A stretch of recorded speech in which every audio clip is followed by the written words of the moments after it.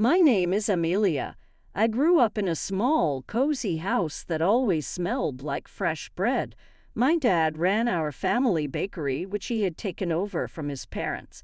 After school, I loved helping him knead the dough, feeling the soft texture under my hands as we worked together. My mom, however, was quite different. She worked as a realtor and was always dressed in sharp suits and high heels. She made more money than my dad, and that often caused tension in our home. One evening, when I was 11, I heard my mom call in from the kitchen. "Amelia, come set the table," she yelled.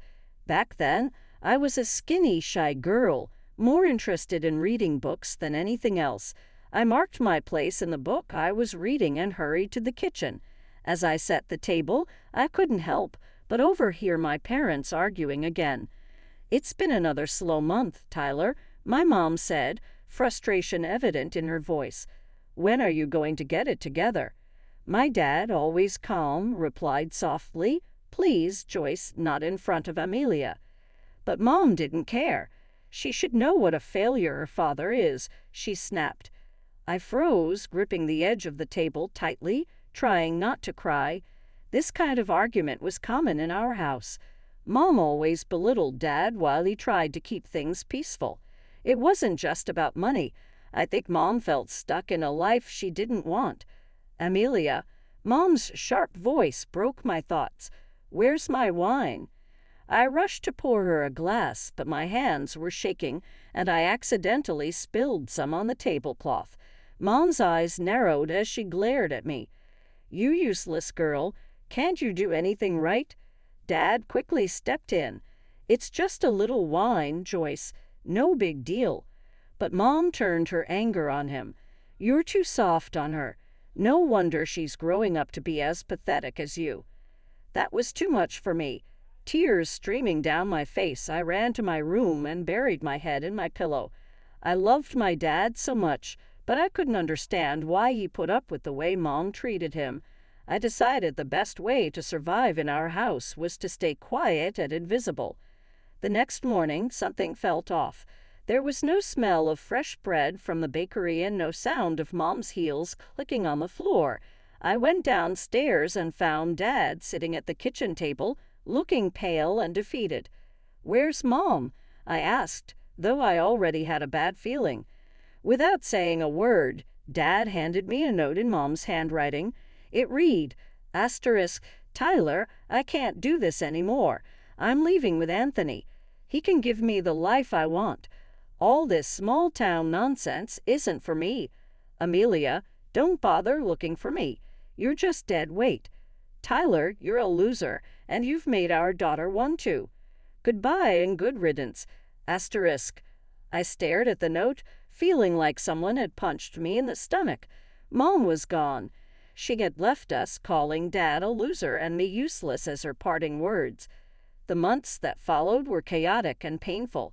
Dad filed for divorce and petitioned to have Mom's parental rights taken away. I remember sitting with him in a cold courthouse, holding his sweaty hand as we waited for Mom to show up. She never did. The adults in the courtroom talked about things like abandonment and unfit parenting. In the end, the judge ruled in Dad's favor. When it was over, Dad squeezed my hand and said softly, "It's done, Amelia. The divorce is final, and your Mom's parental rights are gone. It's just you and me now." I nodded, feeling a strange mix of sadness and relief. Life wasn't easy after that. Dad poured all his energy into the bakery, often working long hours. By the time I was 13, I had taken on most of the responsibilities at home. I would come back from school, finish my homework, and then cook dinner and do laundry. It wasn't a life I imagined, but we managed. 2 years later, when I had just turned 15, everything changed again. One evening, Dad came home looking shocked and sad. "Uncle Ryan passed away," he said quietly, sinking into a chair. I hugged him tightly. "I'm so sorry, Dad." After a moment, he pulled back, his eyes wide with disbelief. "Amelia, you won't believe this. He left me everything. Almost $700,000. I'm his only relative. I don't even know what to do with all of it." But Dad didn't take long to figure it out. He used a portion of the money to invest in the bakery. He upgraded the equipment, added new items to the menu, and gave the shop a fresh, modern look. Within months, our little bakery became the talk of the town. People loved the new atmosphere and the variety of treats we offered. Dad hired more staff, extended the hours, and soon opened a second location across town. Our once struggling bakery turned into a thriving business, and for the first time in years, things felt hopeful. When I turned 16, life was completely different from the one I had known as a child. My dad now owned 3 successful bakeries, and we no longer had to worry about money. For the first time, we felt secure and stable. I quit my part-time job after school so I could focus on my studies, something Dad strongly encouraged. Life had become not just easier, but also more joyful. We even took our first real vacation, a 3-week trip to Europe. Over time, my mom became a distant memory. Dad started dating occasionally, but he never seemed serious about anyone. I didn't push him to remarry. We were happy as we were. Our little family of 2 was enough. High school graduation came and went in a whirlwind of celebrations. I can still remember the moment we tossed our caps into the air and hugged our friends. I had worked hard, and it all paid off. I got accepted to State University, where I planned to study finance. The morning I was about to leave for college, Dad handed me a small box. "What's this?" I asked, curious. "Open it," he said, smiling. Inside, I found a key. I looked up at him, confused. "What's this for?" "It's your graduation gift," he explained. "It's an apartment near campus. You won't have to worry about dorms or paying rent." I stared at him in shock. "Dad, I can't accept this. It's too much." He just waved off my objections. "You've earned it, Amelia. Now go make me proud." College flew by in what felt like a blur. Determined to make the most of the opportunity Dad had given me, I focused hard on my studies. When I wasn't in class or buried in textbooks, I interned at local financial firms to gain real-world experience. By the time I graduated, I already had a job lined up as a junior financial analyst. On my first day at work, I stood in front of the mirror in my apartment, straightening my blazer. "You've got this, Amelia," I told my reflection. "Make Dad proud." The job was challenging, but I loved every minute of it. I worked hard, and every bonus or raise I earned went straight into savings or investments. I could still hear Dad's advice in my mind. Asterisk, money makes money, Amelia. Be smart with it, asterisk. Years passed, and by the time I turned 33, my investments had grown significantly.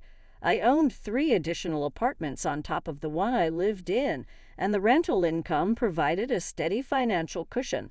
Life was good, stable, successful, and peaceful. But then everything changed with one phone call. "Amelia," Dad's voice came through the line, strained and serious. "Can you come over? I need to talk to you."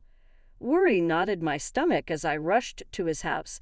When I arrived, I found him sitting at the kitchen table, looking older and more tired than I had ever seen him. "What's wrong, Dad?" I asked, my voice trembling. He took a deep breath. "It's cancer, honey. Stage 4 pancreatic." The world seemed to tilt around me. "No," I whispered, shaking my head. "This has to be a mistake." But it wasn't. The next year was the hardest of my life. We faced countless doctor's appointments, treatments, and ups and downs. I spent every free moment with Dad, either at the hospital or at home, trying to make things as comfortable as possible. I even made his favorite cheese soup, though there were days when he was too sick to eat it. One crisp autumn day, I found him sitting in his favorite chair, looking thoughtful. "We need to talk, Amelia," he said, patting the seat next to him. I sat down, already dreading what he was about to say. "The doctors told me I have about 5 months left," he said gently. "No," I interrupted, tears filling my eyes. "They're wrong. We'll get a second opinion." "Amelia," he said, reaching for my hand. "It's okay. I've made peace with it. But there's something I need to do. I'm selling the bakeries and everything will go to you. You'll be set for life." I pulled my hand away, wiping my tears. "I don't want your money, Dad. I want you." He gave me a soft, sad smile. "I know, sweetheart, but this is my way of taking care of you, even when I'm gone." The next 6 months were a mix of bittersweet moments. We talked more than ever about everything and nothing. I memorized every detail about him, the lines on his face, the sound of his laugh, and the faint smell of sugar and flour that always seemed to cling to him. Then, one quiet Sunday morning, he was gone. The funeral was a blur of tears and goodbyes. Afterward, I sat alone in his empty house, clutching his favorite apron like it was a lifeline. The lawyer had already come by with the paperwork. As Dad promised, he left everything to me. I used the money from the bakeries to buy 3 more apartments. It felt like the right thing to do, like I was continuing his legacy and building something that would last. A year after Dad passed, I had finally started to find my balance again. Work kept me busy, and managing my rental properties gave me a sense of purpose. I was settling into a new normal, or so I thought. Then came another phone call that turned my world upside down. "Amelia," a familiar voice said, "it's your mother. I'm back in town, and I'd like to see you, if you're willing." My mind raced. Part of me wanted to hang up immediately and shut the door on the woman who had abandoned us. But another part of me, the part that still remembered the little girl who had once loved her mom, felt curious. After a long pause, I finally replied, "Okay." When I agreed to meet my mom, I wasn't sure how I felt. Part of me was curious, but another part was nervous. Still, I found myself saying, "Let's meet at Don Josie's Mexican restaurant tomorrow at noon." The next day, I arrived early, my stomach in knots as I sat at the table waiting. At exactly noon, I saw her walking in. She looked older, of course, but still elegant, just as I remembered. However, she wasn't alone. Behind her was a young girl, maybe around 17 years old. Mom spotted me and hurried over, her face lighting up. "Amelia, darling, you look wonderful," she said, pulling me into a quick hug. Then she motioned to the girl. "This is Abigail, your sister." Her words hit me like a brick. Asterisk me sister, asterisk. I stared at Abigail, trying to process this shocking revelation. She looked down at her hands, clearly uncomfortable. We sat down, and Mom began explaining everything. She told me how her lover, Anthony, had left her shortly after Abigail was born. She talked about how hard life had been, how she had struggled to make ends meet, and how she had finally decided to come back to her hometown to start over. Then she hesitated, her voice turning hopeful. "I heard you have rental properties," she said carefully. I was wondering if maybe. Her voice trailed off, but I knew exactly what she was asking. I looked at Abigail. She still wouldn't meet my eyes. She seemed shy and uncomfortable, and I felt a pang of sympathy. I thought about Dad and how he always taught me to be kind, even when it was difficult. I also thought about the scared little girl I used to be, wishing for my mom to come back. Finally, I heard myself say, "Okay, I have an apartment that just opened up. You can stay there." Mom's face lit up with relief. "Thank you. We'll pay rent, of course." I raised my hand to stop her. "No rent," I said. "Just pay for the utilities for now." As we sorted out the details, I couldn't help but glance at Abigail again. She looked so young and out of place. I remembered being her age, feeling lost and alone when Mom left.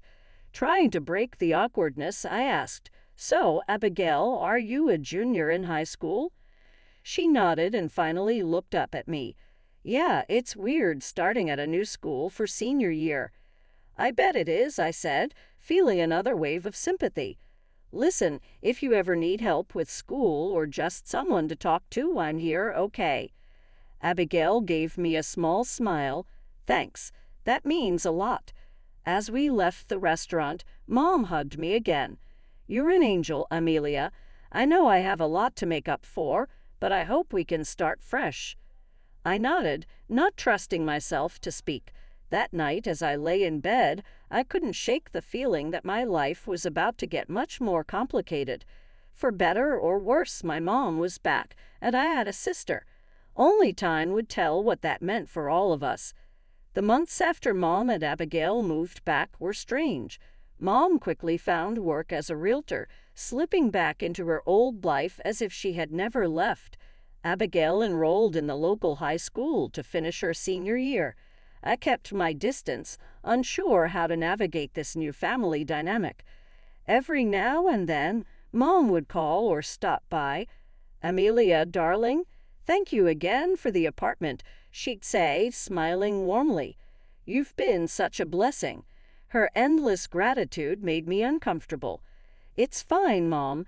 I'm glad I could help," I'd reply, trying to keep the conversation short. Abigail and I, however, started to develop a cautious friendship. She'd ask for help with her math homework, or we'd talk about her college plans. It was nice, in a way, having a sister, but there was always a barrier between us, the weight of all the years we had missed. Then Abigail's graduation day arrived. I sat at the back of the auditorium and watched as she accepted her diploma. I noticed Mom beaming with pride, and for a brief moment I wondered what life might have been like if she had never left us. The very next day, Mom showed up at my door unannounced. Her face was red, and her eyes blazed with anger. "We need to talk," she snapped, pushing past me into the living room. I followed her, confused. "What's going on?" She spun around to face me. "Don't play dumb. I know about the apartments, Amelia. All 4 of them." My stomach dropped. "What about them?" I asked, keeping my voice calm. "You've been hiding this from us," she shouted, living the high life while Abigail and I were scraping by. I felt my temper rising. "Excuse me, you're living rent-free in one of those apartments. Isn't that enough?" "It's not," she spat. "Half of those properties should be mine. I'm your mother." I couldn't help it. I laughed. It was so ridiculous. "You can't be serious," I said. "You gave up any claim to my life or my things when you abandoned us. Remember, no parental rights, no child support." Her tone suddenly softened as she pleaded. "Amelia, please think about Abigail. She needs money for college. If you just sold one apartment—" "Absolutely not," I interrupted, my voice firm. "Abigail's education is not my responsibility." Mom's face turned red with anger. "How can you be so selfish?" she wailed. "After everything I've done for you." That was the last straw. I stared at her in disbelief. "Everything you've done for me?" I repeated, my voice shaking. "Are you talking about abandoning me when I was a child? Calling me useless in your goodbye note? Or maybe you mean living rent-free in my apartment for months and then demanding more?"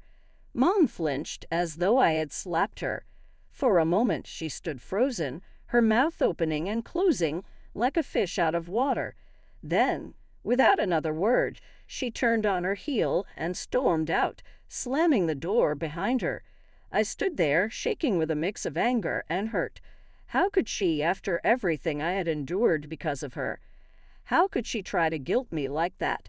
I sank onto the couch, burying my face in my hands.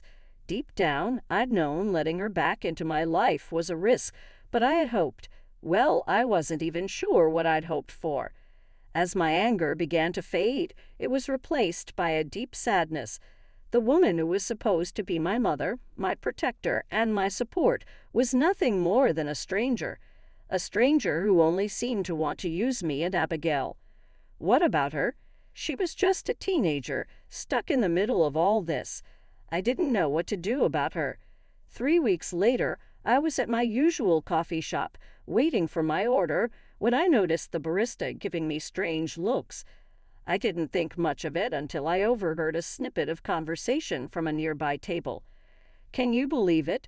Charging her own mother rent when she has all those apartments." I froze. Were they talking about me?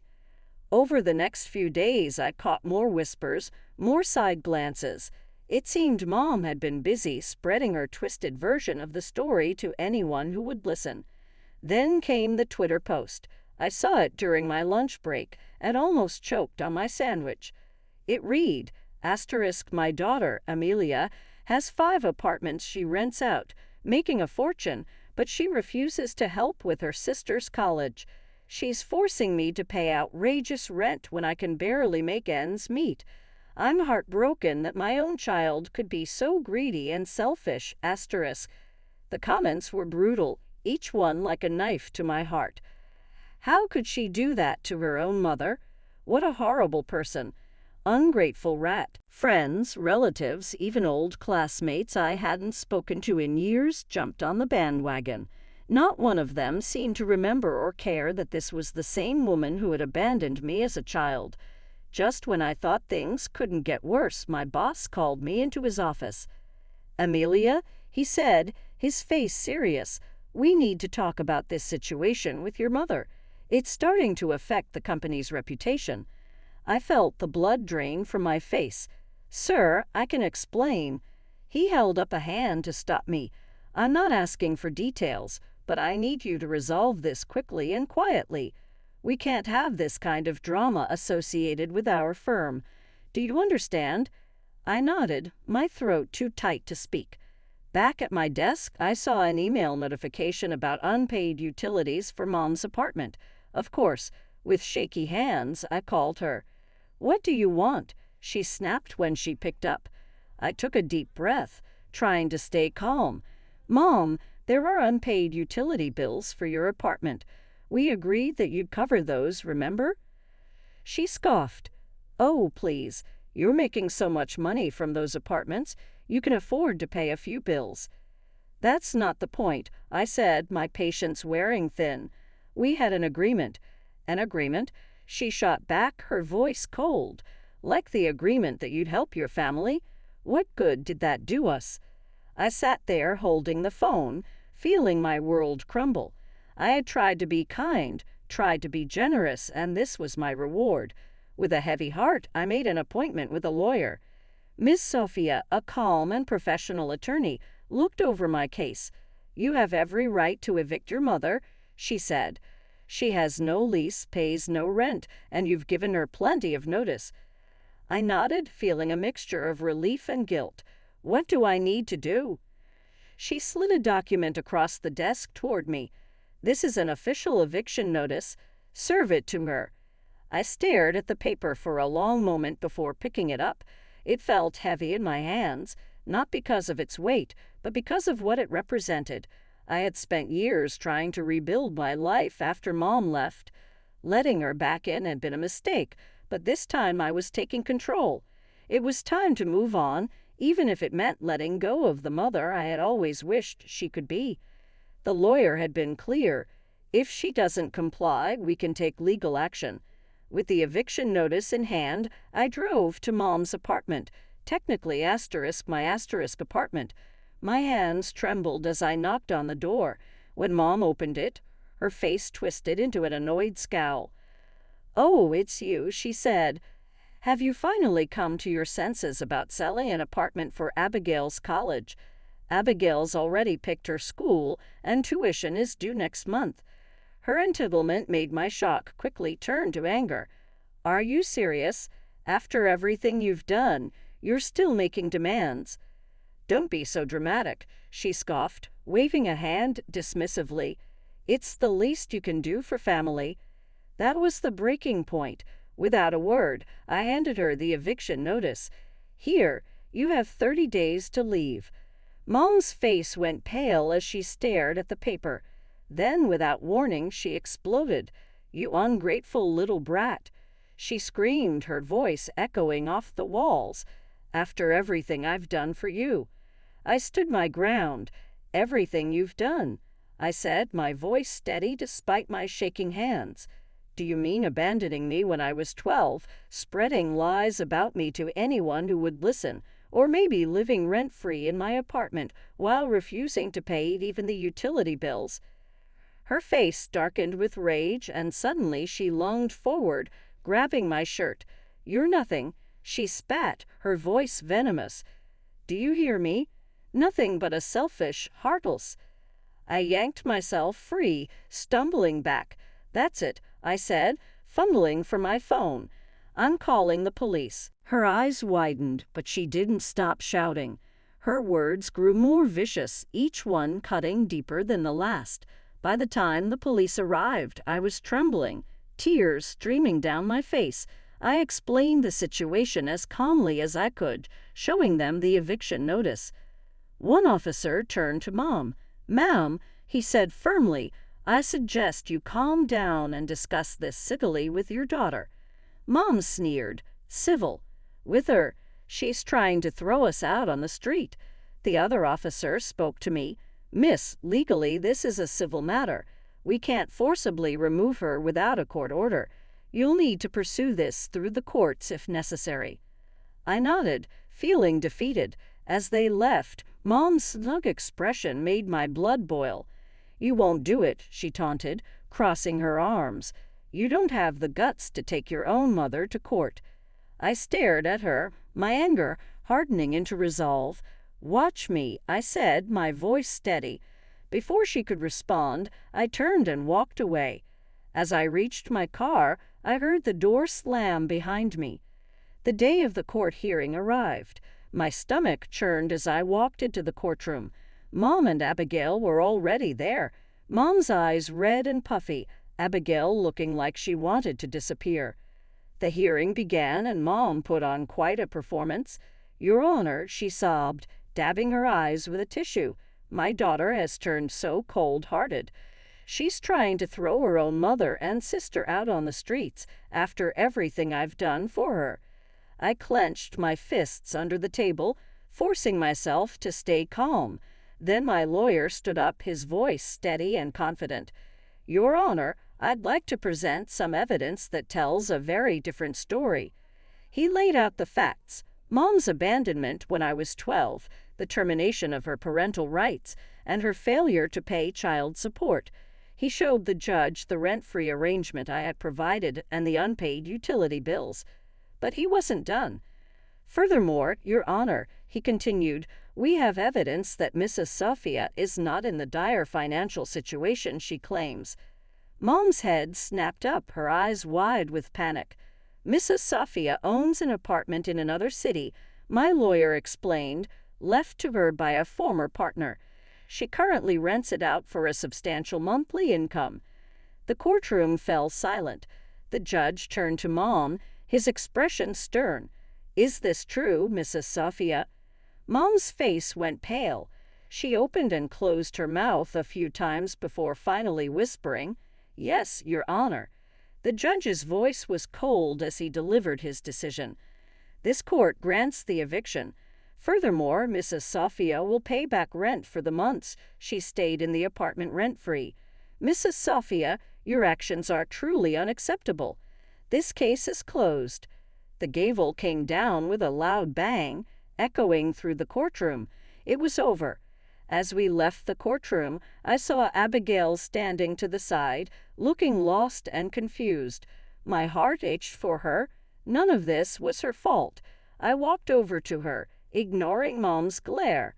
"Abigail," I said gently, "I'm sorry it came to this. If you ever need real help, you can still reach out to me, okay?" Tears filled her eyes as she nodded. "I'm sorry, Amelia. I didn't know." I gave her a sad smile. "It's okay." I walked away, feeling like a weight had been lifted from my shoulders. In the weeks that followed, Mom and Abigail moved out of the apartment. I heard through the grapevine that they had gone to live in Mom's other property. I didn't reach out to them, and they didn't contact me either. Standing in the now empty apartment, I let the memories of the past few months wash over me.